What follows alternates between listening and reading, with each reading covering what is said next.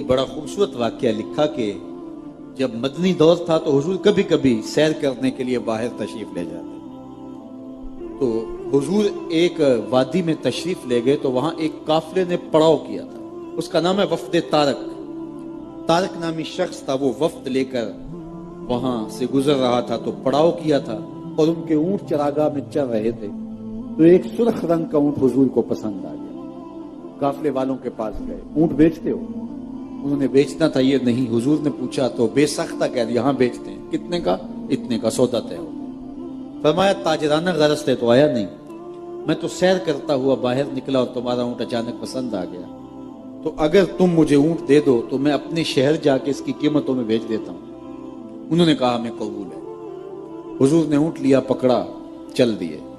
جب تک حضور نظر آتے رہے وہ کھڑے حضور کو دیکھتے رہے، جب نظروں سے اوجھل ہو گئے تو دل پہ ہاتھ رکھ کے کھڑے ہو گئے۔ تھوڑی دیر کے بعد سکتے سے باہر آئے تو ایک دوسرے سے پوچھنے لگے یار تم میں سے اسے کوئی جانتا ہے؟ انہوں نے کہا ہم تو نہیں جانتے۔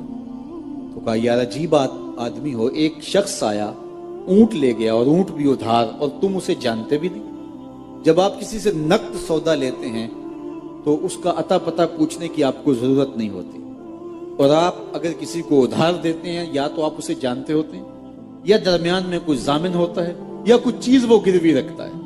تو کہا ایک شخص آیا اسے تم جانتے نہیں اور اونٹ بھی قیمتی لے گیا، نہ کسی نے اس کا پتہ پوچھا، نہ کسی نے کوئی ضامن دیا، نہ کوئی درمیان میں کوئی شے گروی رکھی۔ یار سب کی عقل پہ پردہ آ گیا، وہ آیا اور اپنے حسن کا جادو جگا کے اونٹ ہتھیا کے لے گیا۔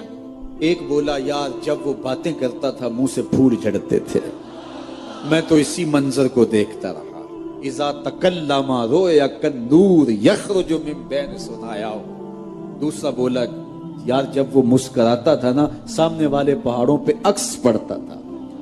اذا تکلم اذا ضحک کاد یتلالو فی الجدر۔ تیسرا بولا یار میں تو اس کی زلفوں کے پیچ و تاب میں کھو گیا۔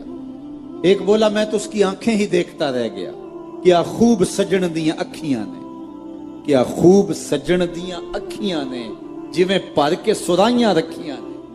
تو اجے میرا یار نہیں ڈٹھا جنوں ویکھ کے چند شرم آوے، ادھی راتی دن چڑھ جاوے جیو رخ تو نقاب اٹھاوے، تے جیو نکلے سیر کرن نو سارا گلشن سیس نواوے اتے دھرتی لف لف جاوے، جے ہاتھ پھلاں وچ رکھدا ہاتھ پھلاں تو ود جاوے، توبہ توبہ حسن سجن دا چال نہ چلی جاوے، بجلی ڈردی لشک نہ مارے متا بے ادبی ہو جاوے، جے او کھولے پیچ زلف دے اتے راہی راہ پل جاوے، علم خدا نے اینا دتا عقلاں وچ نہ آوے، عقل خدا نے اینی دتی علماں وچ نہ آوے، کیے جاز نظر وچ او دی جو آوے وک جاوے، خلق او دے نے مول ای دنیا کوئی ودلائی جان بچاوے، آزم ایڈا سونا ماہی سانو کدرے نظر نہ آوے۔ یار عجیب بات ہے، اس کے حسن کا جادو ایسا چلا کہ تمہیں ہوش ہی نہ رہی۔ اور میرے امام بولے بلبل نے گل ان کو کہا، بلبل نے گل ان کو، بلبل کی انتہائی پرواز تو یہی ہے کسی کو پھول کہہ دے، وہ پھول سے آگے تو سوچ بھی نہیں سکتی، اس نے بھی پھول کہہ دیا۔ بلبل نے گل ان کو کہا، عمری نے سروے جاں فضا، حیرت نے جھنجھلا کر کہا یہ بھی نہیں وہ بھی نہیں، خورشید تھا کس زور پر کیا بھر کے چمکا تھا قمر، بے پردہ جب وہ رخ ہوا یہ بھی نہیں وہ بھی۔ کہا یار ایک شخص آیا اور اونٹ لے گیا اور تم نے اس کا پتہ بھی نہیں پوچھا، اور وہ اپنے حسن کا جادو جگا کے قیمتی اونٹ ہتھیا کے لے گیا۔ امام زرقانی لکھتے ہیں جب انہوں نے یہ کہا نا اونٹ ہتھیا کے لے گیا، تو اب تک قافلے کے سردار کی بیوی جو خاموش بیٹھی تھی اس نے خیمے کا پردہ سرکایا اور ان سے مخاطب ہو کے کہا انا ضامنۃ لسامان جمالکم لا یغدر بکم، خبردار اس کے خلاف کوئی بات کی تو اگر وہ قیمت نہ دینے آیا تو قیمت مجھ سے لینا، میں ضامنہ ہوں۔ انہوں نے کہا اچھا تو اسے جانتی ہے؟ کہا واللہ میں بھی نہیں جانتی۔ تو کہا پھر ضمانت کیسے دے رہی ہے؟ کہا جب تم سودا کر رہے تھے خیمے کی اوٹ سے میں نے اس کا چہرہ دیکھا تھا، جس کا چہرہ اتنا سونا ہو وہ جھوٹ بول ہی نہیں سکتا۔ تھوڑی دیر کے بعد حضور کے غلام بھی آ پہنچے۔ قافلے والے کون ہیں؟ جن سے ہمارے آقا نے اونٹ خریدا تھا۔ انہوں نے کہا جی ہم لوگ ہیں. کہا یہ حضور نے آپ کی قیمت بھیجی ہے اور یہ آپ کی ضیافت کے لیے کھجوریں ہیں. انہوں نے کہا ہم قیمت بعد میں لیں گے, ہم تو خود بک گئے ہیں, ہمیں بتا وہ پیارا رہتا کہاں ہے. انہوں نے کہا وہ کھجوروں کا جھنڈ دکھائی دے رہا ہے, یہ نخلستان مدینہ, یہی اس پیارے کا ڈیرا ہے. امام زرقانی لکھتے ہیں سارا قبیلہ اٹھا اور جا کے حضور کے قدموں میں بیٹھ گیا. تیری تک کے اداواں میں مرید ہو گئی. تو چہرہ ہی ایسا تھا, جمال ہی ایسا تھا, حسن ہی ایسا دیا جو دیکھنے والے دیکھتے تو پکار اٹھتے, دیکھنے والے کہاں کرتے ہیں اللہ اللہ, یاد آتا ہے خدا دیکھ کے صورت. تو کہا دوہا سے مراد رخ زیبا ہے اور لیل سے مراد زلف عنبری ہے. اللہ اکبر. چہرے کا جمال تو چہرے کا جمال, پھر زلفوں کا جمال. اللہ اکبر. حضور کی مبارک زلفیں. مجھے آتش کا یہاں ایک شعر یاد آیا. آپ اہل ادب ہیں, ذرا اس کی لطافتیں دیکھیے اور کتنا کمال جو ہے وہ رنگ ہے اور کتنی خوبصورتی کے ساتھ مضمون کو بیان کر دیا گیا. آقا کریم کی زلفیں نصف کان سے لے کر کے مبارک کندھوں تک تھی. یضرب منکبہ ہے, حدیث میں آتا ہے کہ کبھی کبھی حضور کی مبارک زلفیں کندھوں کو چوم لیا کرتی تھی. سیاہ گھنی زلفیں ہلکا سا خم لیے ہوئے, اور آقا کریم علیہ الصلوۃ والسلام کی مبارک گردن جس طرح چاندی کی سراہی ہوتی ہے, اور کالی زلفوں کے اوٹ سے جب حضور کی مبارک گردن نظر آتی تھی تو آتش کا ذرا انداز یہاں دیکھیے.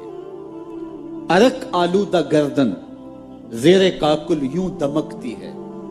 ذرا اس کا شعر کا جمال دیکھیے اور پھر رخ مصطفیٰ کا تصور کیجئے, اور سیاہ گھنی زلفوں کی اوٹ سے حضور کی مبارک گردن کی چمکتی ہوئی کیفیات کو اپنی روحوں میں سمو لیجئے. عرق آلودہ گردن زیر کاکل یوں دمکتی ہے, اندھیری رات ہے برسات ہے بجلی چمکتی ہے. عرق آلودہ گردن زیر کاکل یوں دمکتی ہے, اندھیری رات ہے برسات ہے بجلی چمکتی. تو حضور کی خمدار زلفیں. اللہ اکبر. اچھا میں یہاں یہ بھی کہنا چاہوں گا کہ شاعر کا جی تو چاہتا ہے کہ زلفوں کو شب کہا جائے, اور شاعر محبوب کی زلفوں کو شب اور چہرے کو چراغ کہتے آئے ہیں. حافظ شیرازی کا ایک شعر ہے, بفروغ چہرائے زلفت رہے دل زند ہما شب, چے دلاورس دزدے کے بشب چراغ دارد. کہتا ہے کہ سیاہ رات کے اندر چہرے کا چراغ جلا کے لوگوں کے دل لوٹ رہا ہے. کتنا بہادر ہے کہ چراغ جلا کے لوٹ رہا ہے. چے دلاورس دزدے کے بشب چراغ دارد. وہ اپنے محبوب کو کہتا ہے کتنا بہادر چور ہے کہ چراغ جلا کے لوٹتا پھرتا ہے. تیرے عشق نچایا, تیرے عشق نچایا, تیرے عشق نچایا کر کے تھیا تھیا. چھیتی بوڑی وے طبیبا نہیں تے میں مر گئیاں. چھیتی بوڑی وے طبیبا نہیں تے میں مر گئیاں.